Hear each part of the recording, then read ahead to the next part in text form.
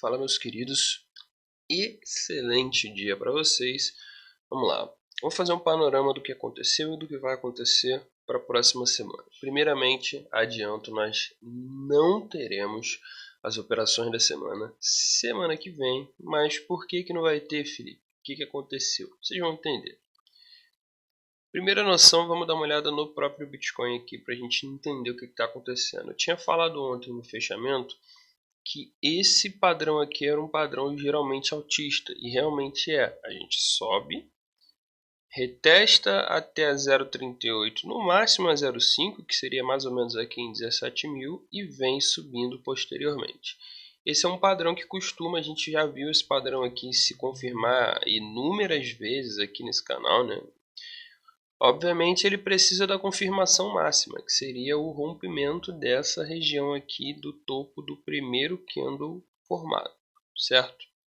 Para obviamente ser invalidado, ele teria que romper o segundo candle formado, que seria a região da 0,5 da Fibonacci aqui, certo? Outra evidência que coloca a gente num cenário de tranquilidade, eu não vou dizer tranquilidade, eu vou dizer esperança. Acho que esperança é a palavra melhor.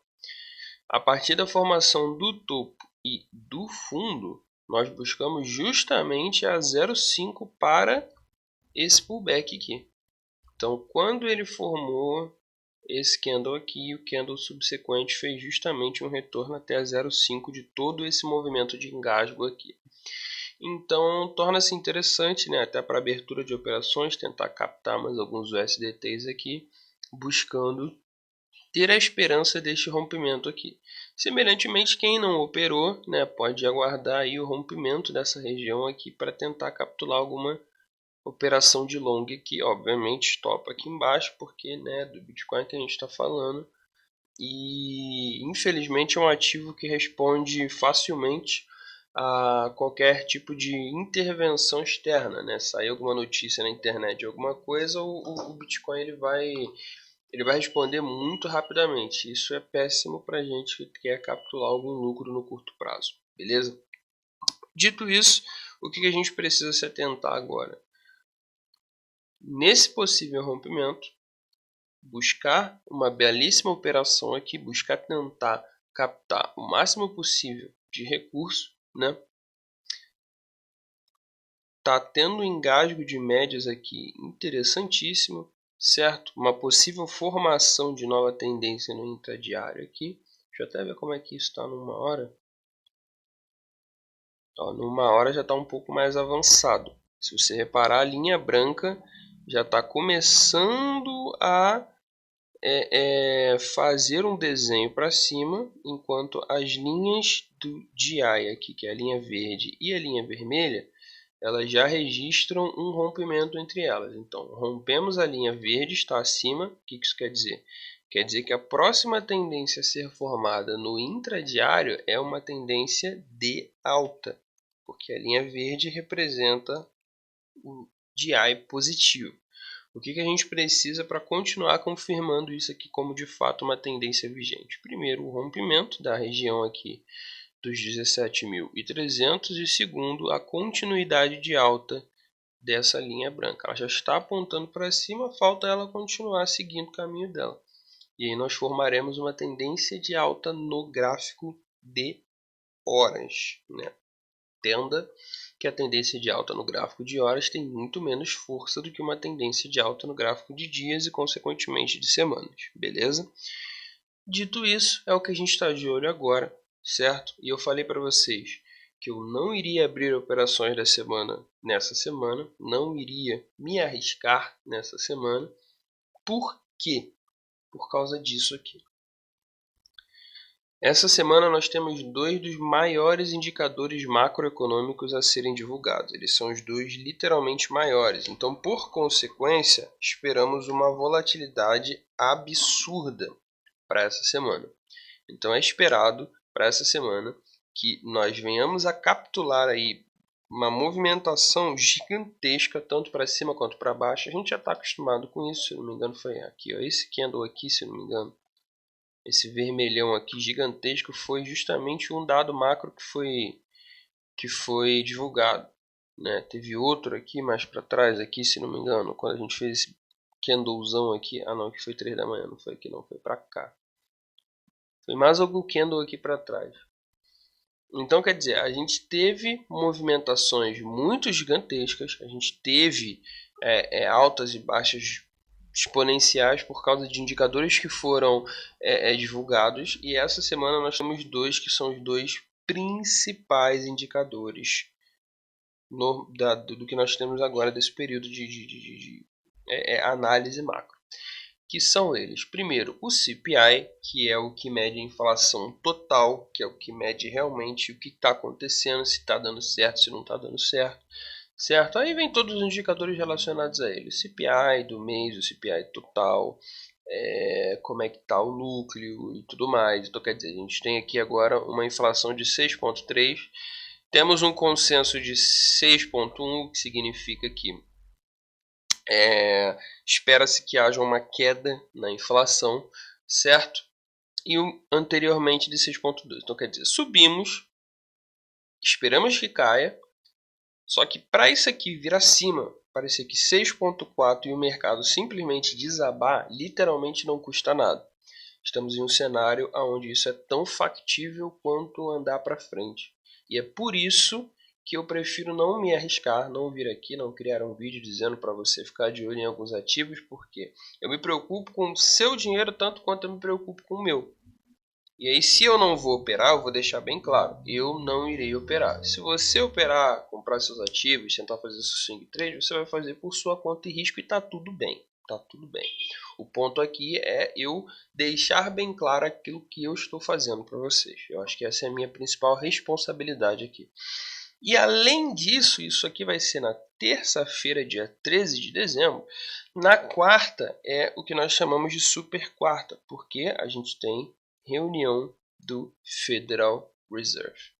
Então, quer dizer, a gente imagina que vai haver pelo menos um aumento de 0,5 na taxa de juros. Só que justamente esse dado de antes pode colocar um peso, né? O dado que vai sair na terça-feira, ele pode colocar um peso muito grande em cima do Federal Reserve para que o aumento não seja de 0,5. Então, se isso aqui vier muito acima do esperado, se sei lá, aparece aqui inflação 6,5, 6,6, o Federal Reserve vai se sentir extremamente pressionado para aumentar em 4,5, e por mais que ele aumente em 0,5, o mercado não vai entender bem, porque o mercado já viu que não está dando certo. Aí ele aumenta 0,5, o mercado vai olhar e vai falar, pô, esses caras aí não estão entendendo o peso da inflação, o que está causando para a gente. E aí, consequência, vai precificar na terça e vai precificar na quarta.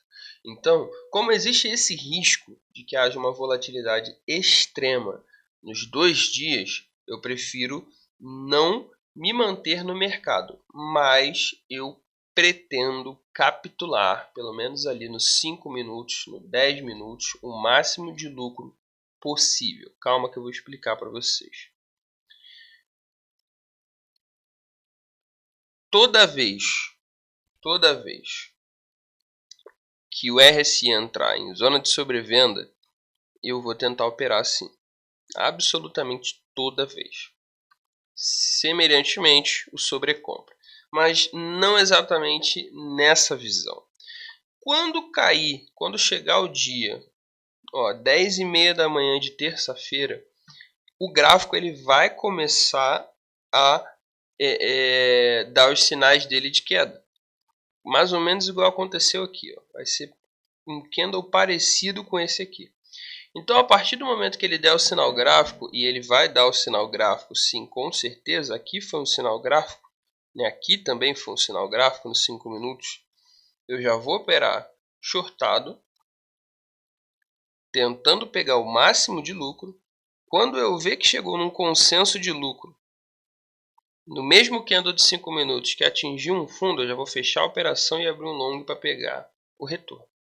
É uma operação extremamente arriscada? É uma operação extremamente arriscada. Eu vou operar extremamente alavancado aqui, mas funciona.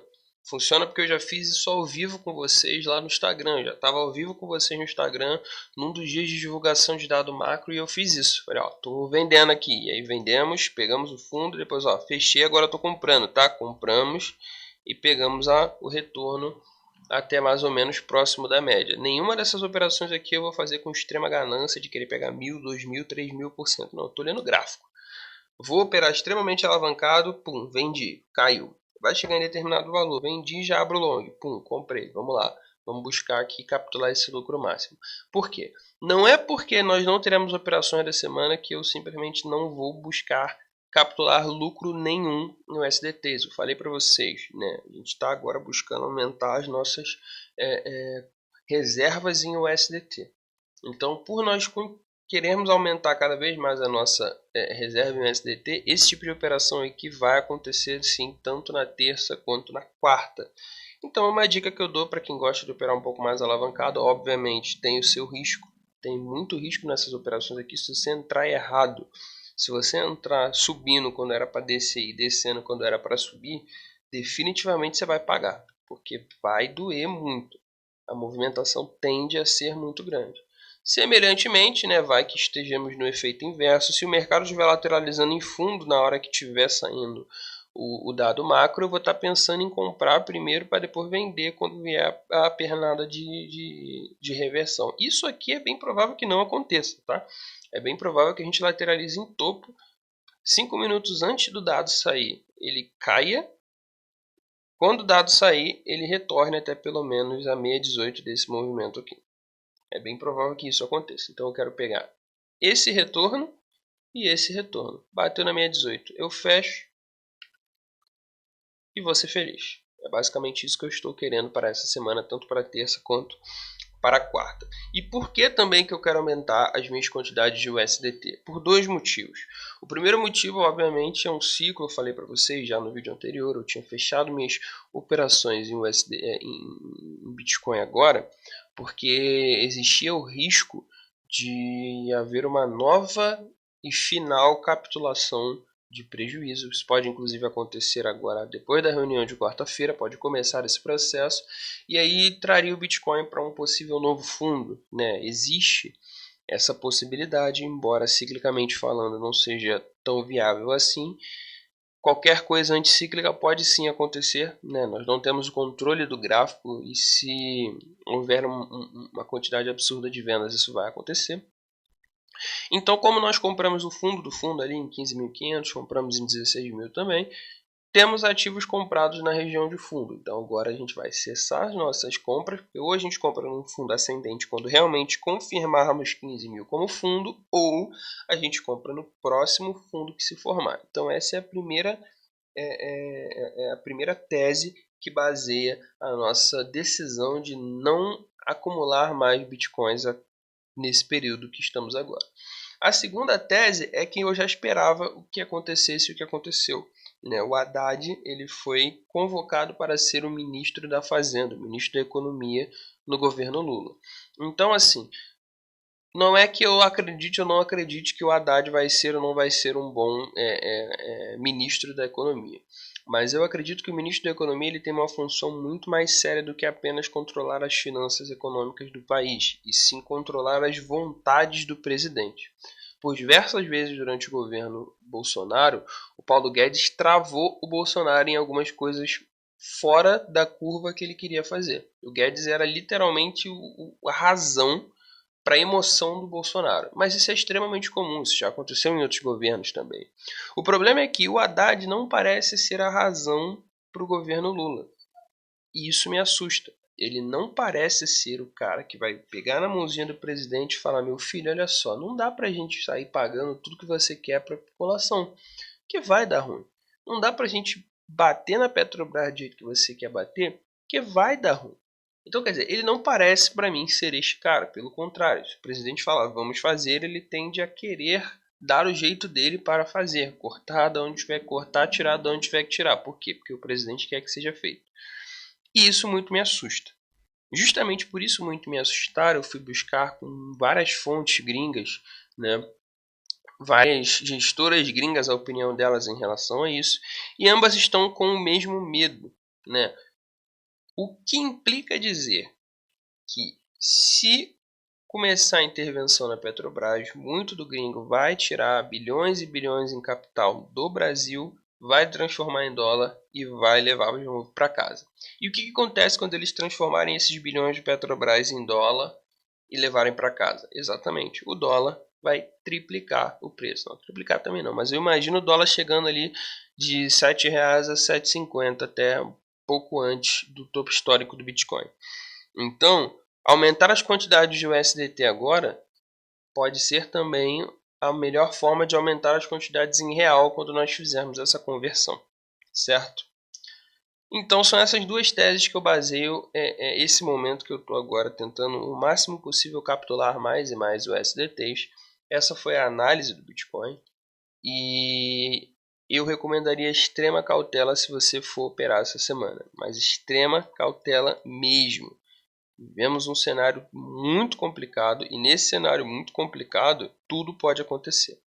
Primeira evidência vai estar aqui, né, nesse gráfico aqui, e está começando a se desenhar assim. Vamos confirmar que até o final do dia rompa e dê para a gente capturar mais alguns USDTs aqui. Acho que isso é o principal de tudo.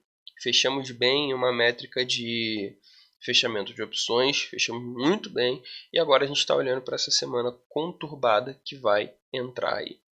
E no mais é isso. Se você entendeu, se você pescou tudo que foi falado aqui, se realmente fez sentido para você, eu vou pedir que você deixe seu like, segue se você não é inscrito, ativa o sininho aí e valeu, tamo junto.